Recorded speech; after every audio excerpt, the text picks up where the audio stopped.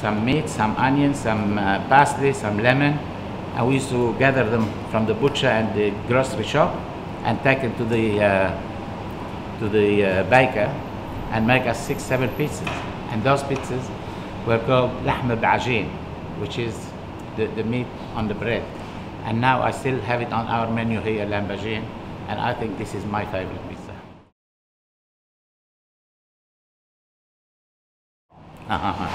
The name Marcellina, this is a long story, but anyway, we'll carry it short. My ex-partner Johnny Russo, when he was in Melbourne and for a Melbourne Cup one day, and they come back here and decided they want to open a pizza bar, they were looking for a name. And his wife was pregnant with a baby, so it was to be a Marcellina, so after his daughter. In 1972, I'd say end of 72, they took over the garage which was in the back and turned it into a fully licensed dinner dance venue, which is part of the Marcellina front room as a business. So bands were playing 7 nights a week in the beginning, and full license up to 1:30 in the morning, and we used to open until 4 or 5 in the morning every night. So that was 73.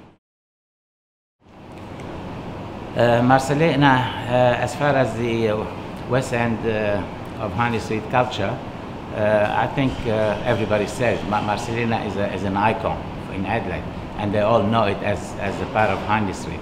So really, Marcellina without Hindley Street, or Hindley Street with no Marcellina in it, I think it would lack something. So Marcellina in the 70s, I mean since the 66 when it started open, everybody used to come and after the pictures, after any function, they used to end up at Marcellina having pizzas and coffee and all that, especially if the wedding, the food wasn't the best, they used to come to Marcellina. Well, unusual events, I mean, there's been many events. I remember one day, like politics always played into it. On a very busy night, we had Mr. Bob Hawke here in the shop, sitting on this table here behind me, waiting for food to be ready to take away.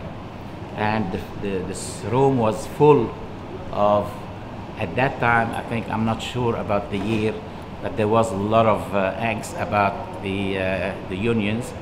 And there was people who are eating here who wanted to create a fight. So we were quick to stop that, and it was okay. I'm already retired. As far as retirement, I'm already retired. I work here about 8 hours a day now, not 18. I work 5 days, not 7 or 8. And I go to my beloved Lebanon, and AWEA, the village my mother came from.